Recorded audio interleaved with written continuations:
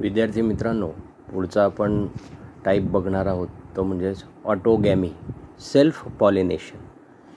It is a type of pollination in which bisexual flower is pollinated by its own pollen grains.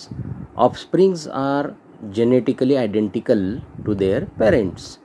या प्रकारच्या pollination प्रकारामध्ये ज्या फुलांमध्ये दोघंही लैंगिक पुनरुत्पादनासाठी लागणारे भाग असतात, म्हणजे अँड्रोशियम आणि गायनोशियम, त्या फुलांमध्ये त्याच फुलातले परागकण जे पोलन ग्रेन्स असतात ते आपण त्याच फुलातल्या स्टिग्मावरती पडताना बघतो.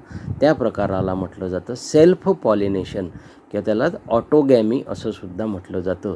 त्याच फुलामधले परागकण हे त्याच फुलात टाकले गेल्यामुळे यामध्ये कोणत्याही प्रकारचे बदल किंवा दुसरे गुणधर्म या फुलांच्या माध्यमातून तयार होताना दिसून येत नाही. म्हणून सर्व निर्माण होणारे नवीन जेवढेही वनस्पती असतील किंवा इंडिव्हिज्युअल्स असतील हे जेनेटिकली म्हणजे जनुकीयदृष्ट्या सारखेच निर्माण झालेले आपल्याला दिसून येतात. त्यांच्या पालकांच्या प्रमाणे म्हणजे जी वनस्पती असेल त्या वनस्पती सारख्याच तयार होणाऱ्या वनस्पती ज्या आहेत त्या सर्व गुणधर्म सारख्या दाखवतात. उदाहरणार्थ पी प्लांट म्हणजेच वाटाण्याचं जे वनस्पती असेल त्या वनस्पतींमध्ये आपल्याला ऑटोगॅमी म्हणजे सेल्फ पॉलिनेशन जे आहे ते घडून येताना दिसून येतो. या प्रकारच्या पॉलिनेशनमध्ये बाह्य घटकांचा समावेश आपल्याला दिसून येत नाही. आता काही गोष्टी ज्या आहेत त्या आपल्याला रिमेंबर करण्यासारख्या म्हणजेच लक्षात घेण्यासारख्या आहेत, कायम लक्षात ठेवण्यासारख्या आहेत. त्या आपल्या पुस्तकामध्ये सुद्धा या चार्टच्या माध्यमातून दिलेल्या आहेत, त्यासुद्धा तुम्ही लक्षात ठेवायच्या आहेत. दुसरा प्रकार निटोनोगॅमी, जी सायलेंट आहे लक्षात घ्या. Geitonogamy, it is the transfer of pollen grains to the stigma of a different flower produce on the same plant. आता यामध्ये एका वनस्पतीवर दोन फुलं तयार झालेली असणार आणि एका फुलातील परागकण हे त्याच वनस्पतीच्या दुसऱ्या फुलावर ज्या वेळेला टाकले जातील त्यावेळेला त्याला म्हटलं जातं निटोनोगॅमी. निटॉन म्हणजे शेजारील फ्लावरमध्ये किंवा फुलामध्ये परागकण हे एका फुलातून टाकले जातील त्यावेळेला त्याला म्हटलं जातं geitonogamy. It is functionally similar to cross pollination. आता तसं पाहिलं तर हे क्रॉस पॉलिनेशन सारखंच आहे. म्हणजेच एका फुलातून त्याच फुलात परागकण न टाकले जाताना दुसऱ्या फुलांवर जरी परागकण टाकले जात असले तरी ते दोनही फुलं ही एकाच वनस्पतीवरची असतात. As it involve the pollinating agents, यामध्ये एक परागीभवन किंवा पॉलिनेशन घडवून आणणारे घटक जे आहेत ते महत्त्वाचा रोल प्ले करताना दिसतात. But it cannot bring about genetic variation. कोणतेही जनुकीय बदल जे आहेत, जेनेटिक व्हेरिएशन जो आहे, बदल जो असणार तो आपल्याला यांच्या माध्यमातून दिसून येत नाही. And is only of ecological significance. फक्त आपल्याला काही महत्त्वाचे असल्याकारणाने वातावरणात होणाऱ्या बदलांच्या अनुषंगाने महत्त्वाचे असल्याकारणाने ही प्रक्रिया आपल्याला वनस्पतींमध्ये घडून येताना दिसून येते. Example cucurbita maxima. It is similar to autogamy as pollen grains come from same plant. हा एक ऑटोगॅमी म्हणजे सेल्फ पॉलिनेशनचाच प्रकार आहे, कारण एकाच फुलातले परागकण हे त्याच वनस्पतीवर असलेल्या दुसऱ्या फुलावर टाकले जातात. त्यामुळे हा एक ऑटोगॅमी सारखाच प्रकार आपल्याला दिसून येतो. तिसरा प्रकार आहे झेनोगॅमी किंवा आता याला म्हटलं जाणार क्रॉस पॉलिनेशन किंवा out breeding. It is a type of cross pollination. आता या प्रकारामध्ये त्याच फुलावरचे परागकण त्याच फुलात किंवा त्या वनस्पतीवरच असलेल्या दुसऱ्या फुलात न टाकलं जाताना दुसऱ्या वनस्पतीवर असलेल्या सारख्या प्रजातीच्या फुलावर टाकले जाताना दिसून येतात. It is a type of cross pollination when pollen grains of one flower is deposited on the stigma of flower of different plant, दुसऱ्या वनस्पतीवरती बिलॉंगिंग टू सेम स्पीसीज, सारख्याच प्रजातीच्या वनस्पतीतील फुलामध्ये with the help of pollinating agency, एखाद्या परागीभवन घडवून आणणाऱ्या घटकांच्या माध्यमातून हे पॉलिनेशन जे आहे ते घडवून आणताना दिसून येतं. It generates genetically varied offspring. आता यामध्ये परागीभवन प्रक्रिया, पॉलिनेशन प्रक्रिया जी आहे ती घडून येत असताना वेगवेगळ्या फुलांमधले वेगवेगळे गुणधर्म हे संक्रमित एका फुलाकडून दुसऱ्या फुलाकडे होत असल्याकारणाने आपल्याला जेनेटिकली वेगवेगळ्या प्रकारचे गुणधर्म असलेले वनस्पती ज्या आहेत त्या आपल्याला तयार होताना दिसून येतात. Majority of flowering plants depend on the transfer of pollen grains. Virtually all seed plants need to be pollinated. Most of the food and fiber crops grown throughout the world depending upon the pollinators for the reproduction. पुनरुत्पादन प्रक्रियेसाठी अन्न आणि विशिष्ट प्रकारचे तागे जे असतील त्यासाठी तयार होणाऱ्या किंवा उपयोगात आणल्या जाणाऱ्या ज्या वनस्पती आहेत त्यांच्यामध्ये या प्रकारे आपल्याला क्रॉस पॉलिनेशनचा उपयोग मुख्यत्वे करून जगात होताना दिसून येतो. The agent responsible for pollination have been group into 2 main categories.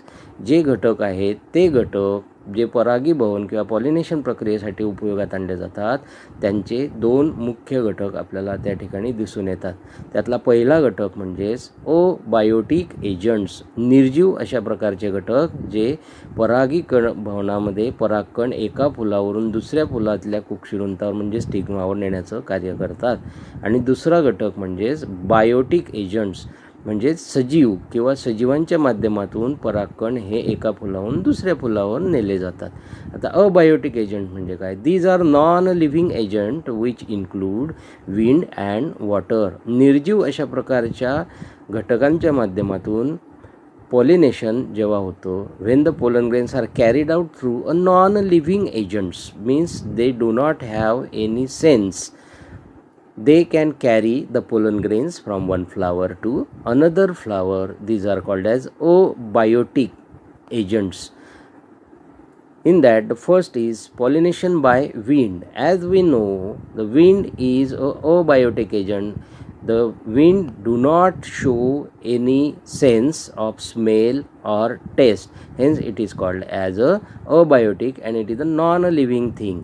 The pollination by wind is known as anemophily. Anemos म्हणजे wind. Anemophily. Most of the important crop plants are wind pollinated. These includes wheat, rice, corn, rye, barley and oats. Palms are also wind pollinated. आपल्याला आपण बघतो की बऱ्याचशा वनस्पती ज्या आहेत त्या हवेच्या माध्यमातून पॉलिनेशनच्या थ्रू म्हणजेच परागीभवनाच्या प्रक्रियेमध्ये परागकण जे असतील, पोलन ग्रेन जे असतील ते हवेद्वारे एका वनस्पतीतील फुलावरून दुसऱ्या वनस्पतींवर नेले जाण्याचं कार्य होताना दिसून येतं. त्या प्रकारच्या वनस्पतींना ॲनेमोफिलस प्लांट्स असं म्हटलं जातं आणि त्यांच्यामध्ये हवेद्वारे ही प्रक्रिया जी आहे ती घडून येताना आपल्याला दिसून येते. Adaptations in ॲनेमोफिलस flowers. मग या प्रकारच्या हवेच्या माध्यमातून पोलन ग्रेन्स वाहून नेण्याचं कार्य होत असलेल्या वनस्पतींमध्ये काही महत्त्वपूर्ण बदल जे आहेत ते आपल्याला दिसून येतात. तर ते कोणकोणते?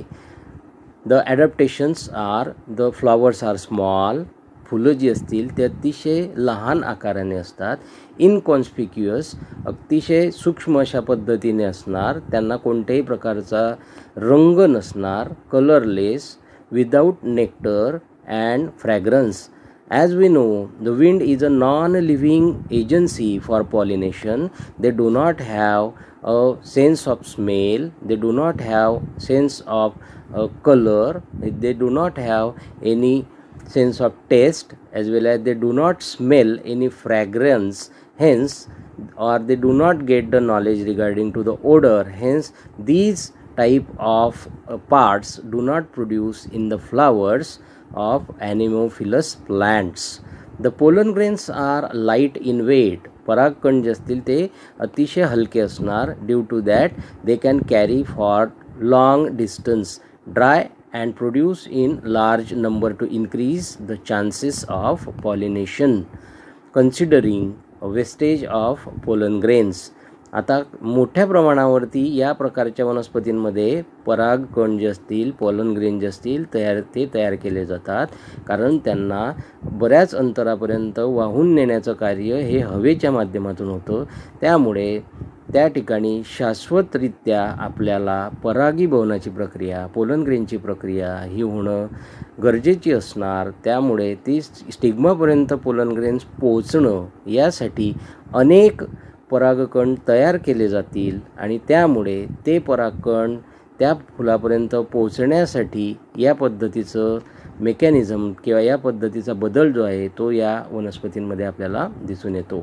Stigma is feathery. आता ज्या पद्धतीने परागकणांमध्ये झालेला बदल आपल्याला दिसतो त्याच पद्धतीने स्टिग्मा जे आहे म्हणजे कुक्षिरुंत जो आहे त्याच्यामध्ये सुद्धा आपल्याला बदल जे आहेत ते दिसून येतात. Stigma is feathery to trap pollen grains और pollens carried by wind currents. वाऱ्याच्या प्रवाहामध्ये आलेले जे पोलन ग्रेन्स आहेत ते पोलन ग्रेन्स सहजासहजी त्या स्टिग्मावरती चिटकावे यासाठी ती जी स्टिग्मा असेल ती फिदरी म्हणजेच पिसांसारखी आपल्याला दिसून येते. Stamens are exserted with long filament and versatile anther. Stamens and stigma are expose to air currents. यांच्यामध्ये जे स्टॅमेन्स असतील त्यांच्या माध्यमातून परागकण पोलन ग्रेन्स तयार केले जातील. ते लांब अशा प्रकारच्या फिलामेंटच्या माध्यमातून तयार झालेले असतील आणि व्हर्सटाईल म्हणजे तराजूप्रमाणे किंवा तरफेप्रमाणे आपल्याला ते लोंबकळताना त्या फुलांच्या बाहेर दिसून येतात. स्टॅमेन आणि स्टिग्मा जे आहेत ते मुख्यत्वे करून हवेच्या संपर्कात येतील किंवा हवेमध्ये प्रवाहामधून येणाऱ्या परागकणांच्या माध्यमातून परागीभवन होईल किंवा पॉलिनेशन होईल अशा पद्धतीने त्यांची निर्मिती केली गेलेली असते.